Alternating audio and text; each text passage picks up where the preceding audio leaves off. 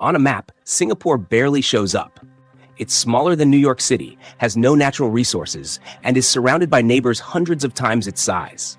And yet, this tiny island is one of America's most trusted allies in Asia. More trusted, in fact, than Malaysia, the Philippines, or even Thailand. This isn't just about business or trade deals. It's about something far deeper. Geopolitical trust, military access, and strategic alignment that could decide the balance of power in the Pacific for decades to come. Here's the part that makes people stop and think. America's largest military logistics hub in Southeast Asia is not in a massive country with sprawling coastlines. It's in Singapore, a city-state you can drive across in under an hour. From here, the U.S. Navy can dock aircraft carriers, refuel warships, and monitor some of the busiest and most contested shipping lanes in the world. Why does Washington place this kind of trust in Singapore and not in larger, resource-rich Malaysia just next door? The answer lies in a combination of history, politics, and a kind of long-term strategic thinking that rarely makes the news, but quietly shapes the future of the region. To understand why America prefers Singapore over Malaysia, you have to go back to the Cold War. In the 1960s, Southeast Asia was a chessboard for superpowers. The U.S. was desperate to contain the spread of communism, while the Soviet Union and China were quietly expanding influence through proxy wars and political movements. Malaysia, newly formed in 1963, had a more unpredictable political climate. It faced ethnic tensions, frequent leadership changes, and a foreign policy that leaned heavily on non-alignment, meaning it didn't fully commit to either the US or the Soviet bloc. For Washington, that non-committal stance meant uncertainty. Singapore, on the other hand, made a very different bet. Under Lee Kuan Yew, the city-state positioned itself as a pragmatic, stable, and fiercely anti-communist partner.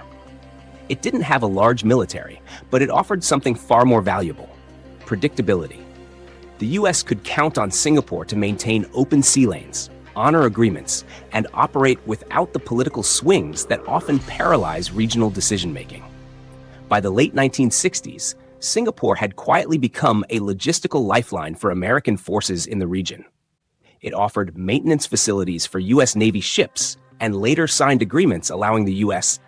to use its air bases and ports, all without hosting a massive politically sensitive permanent base like in the Philippines. The result? Washington saw Singapore not just as a partner, but as a reliable node in its Pacific strategy, a place where deals stuck, rules were followed, and commitments didn't dissolve after every election. If Washington were designing its ideal partner in Southeast Asia from scratch, it would look a lot like Singapore. The U.S. doesn't just value countries for their location, it values them for their predictability and alignment with American interests. Singapore checks both boxes, and then some. Political stability is the first advantage. Since independence in 1965, Singapore has had consistent leadership, smooth transitions of power, and a political climate that doesn't swing wildly every election cycle. For the U.S., this means long-term agreements actually last long-term. In contrast, Malaysia's multi-party coalitions have produced frequent government changes, 4 prime ministers in just 5 years, each with their own foreign policy priorities. That makes deep, strategic alignment much harder. Then there's legal reliability and ease of doing business. Singapore ranks among the top globally for contract enforcement, intellectual property protection, and transparency. If an American company invests billions in infrastructure or tech here, it knows the rules won't suddenly change overnight. Malaysia's regulatory environment, while improving, still suffers from bureaucratic slowdowns and inconsistent enforcement. On the military side, Singapore plays a role that's subtle but critical. The Changi Naval Base is one of the few deep-water ports in the region that can dock U.S. aircraft carriers and supply ships without political controversy. The airspace agreements between the U.S. and Singapore allow American fighter jets to train here, while intelligence sharing ensures that threats, from piracy to terrorism, are spotted before they escalate.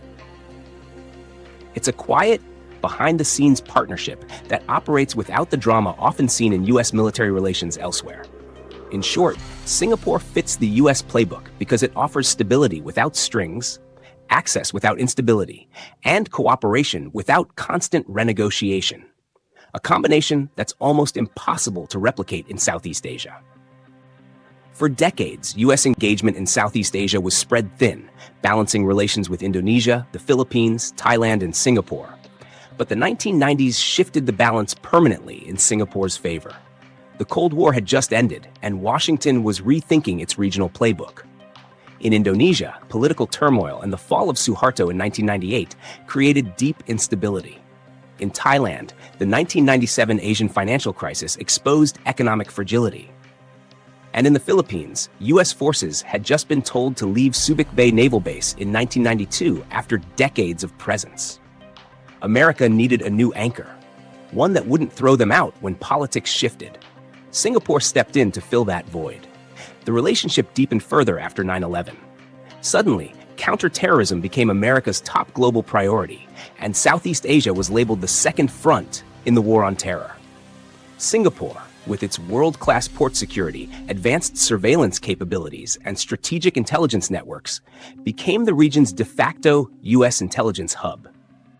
One striking example: in 2001 to 2002, Singaporean intelligence uncovered and foiled a plot by the Jemaah Islamiyah militant group to bomb U.S. and Western targets in the city-state. The operation, codenamed Operation Frost, was conducted in close collaboration with the CIA and FBI. The intelligence gathered didn't just protect Singapore, it fed into wider operations that dismantled terror cells across Indonesia and Malaysia. Beyond counterterrorism, joint counter-espionage work quietly grew. Singapore's location made it perfect for monitoring maritime choke points like the Malacca Strait, through which a third of global trade passes. In the post-9/11 world, securing these routes wasn't just about economics. It was about national security. By the mid-2000s, Singapore wasn't just a trading partner. It was a critical node in America's global security network, a role no other Southeast Asian nation could match. If you zoom out, the Singapore-Malaysia contrast isn't an argument about capability, it's an argument about choice architecture.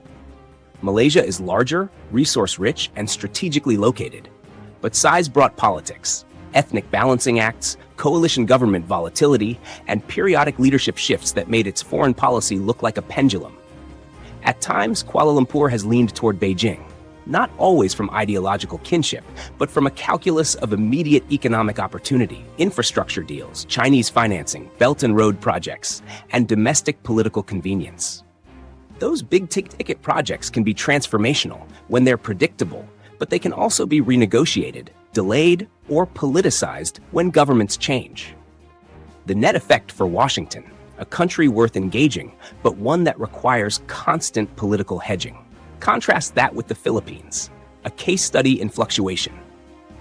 The U.S.-Philippine security relationship is deep and historically rooted, mutual defense treaty, long-time basing arrangements, yet it has repeatedly been subject to leadership-driven swings. You get a Manila that courts Washington aggressively under one president, then tips toward an accommodating posture with China under the next. The Duterte years were the clearest modern example, a rhetorical and diplomatic pivot toward Beijing that alarmed U.S. strategists, followed by a gradual rebalancing as strategic realities reasserted themselves. The practical lesson is simple. Enduring alliances are not purely structural, they are behavioral.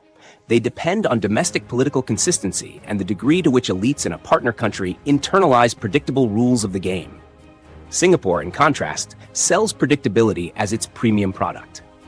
It doesn't have large oil fields or an army to throw around. What it offers is stable institutions, contractual certainty, and the habit of keeping agreements. For the U.S., that reliability is convertible into strategy: bases without drama, contracts without caprice, intelligence cooperation without political boomerangs. In short, Singapore trades in institutional trust. Malaysia and the Philippines must trade in it too if they want comparable strategic certainty. Here's the system-level lesson that most people miss. Alliances reward governance quality more than geography. In a world of great power competition, a single reliable node, a port that stays open, a court that enforces contracts, an intelligence partner that honors classified information, can be more valuable than a larger country that oscillates between partners. That's why Washington will repeatedly choose a smaller, steady partner over a bigger, swinging one. Not because of size, but because predictability dramatically lowers strategic risk. Open quote, pause and think. If you were running a global supply chain or deploying a carrier strike group, would you prefer a huge country that might change policy next year, or a smaller one that keeps its promises? 6. The future. Can this alliance survive global shifts? The US-Singapore relationship has been one of the most quietly consistent partnerships in the region. Unlike flashier alliances that swing with election cycles, this one has endured because it's rooted in two things: trust and complementary needs. The US gets a dependable partner in a critical maritime choke point. Singapore gets access to American security guarantees, intelligence networks, and a stable trade partner. But here's the dilemma. Singapore's strength has always come from playing the long game of neutrality. It's the country that can talk to Washington and Beijing in the same week without making either side storm out of the room. Yet that balancing act is getting harder. China's economic pull is intensifying, and for Southeast Asia, the Chinese market isn't just important, it's existential. The real test will come when neutrality stops being an option. Imagine a Taiwan Strait crisis or a military clash in the South China Sea. Washington will expect cooperation, perhaps access to bases or intelligence that clearly favors the US. Beijing will see that as taking sides. That's the nightmare scenario for Singapore, being forced to pick a camp when its entire foreign policy is built on never having to do so. The stakes are enormous. A misstep could threaten Singapore's trade lifelines or weaken its security guarantees. But if Singapore navigates this next decade as skillfully as it has the last 50 years, it could emerge as the only Asian nation trusted by both superpowers, an unprecedented diplomatic advantage in the 21st century. In the end, America's preference for Singapore over Malaysia isn't simply about ports, trade routes, or GDP numbers. It's about alignment, political, economic, and even philosophical. Singapore doesn't just sit at the crossroads of the world. It has mastered the art of being useful to everyone without becoming dependent on anyone. That's rare in global politics. Malaysia, with its larger population and richer resource base, might seem like the obvious partner on paper. But alliances aren't spreadsheets. They're built on predictability, shared values in governance, and the quiet confidence that, when the stakes are highest, your partner won't waver.